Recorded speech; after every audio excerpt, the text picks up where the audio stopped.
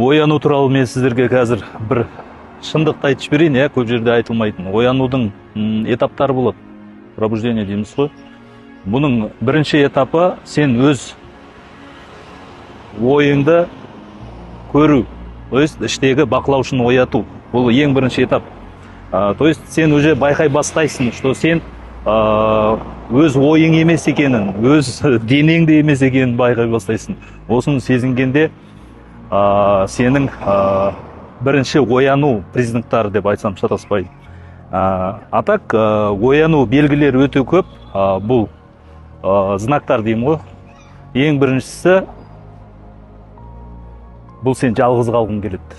Ешкіммен сөйлескің келмейді. Бәрінен отстраняться ете бастайсың. Жанында ешкім қалмайды. Ол бірінші. Екінші, сигналдар көре бастайсың. Бір ұқсас номерлар, ұқсас нәрселер көре бастайсың. Бұның сіздің іштегі ой санаңыз өзгеріп жатыр деген сөз да. И ең маңызды нәрсе бұл жерде. Одан да қорықпаңыздар. Бұл сіздің басыңызға келіп түскен жағдай, ситуация. Ситуацияда бұл сіз емес екенін түсіну, бұл оянудың бір белгілері. Өйткені кризис қатты қобалжу. Сіз талай жыл ұстап келем деген эго, личность ұстап келіп, бір нәрселерді строить етіп, бір нәрселерді құрастырып жатқан нәрселердің бәрі карточный домик сияқты алады да құлай салады бір сәтте. Бұл бірінші ақшалай проблемалар. Істеп жатқан бизнестер құлап кете бастайды, қарызға кіре бастайсың. Бұл ақшалай, материалдық тұрғыдан оянудың бір белгілері. Екінші, отношение.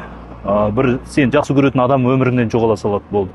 Үшінші, бұл денсаулық. Денсаулықпен де сен қатты күйзеліске түсіп, бір ауруларға душар болып, аяқ астынан күтпеген жерден пайда болса, бұның бәрі сенің оянуыңа алып келетін белгілер.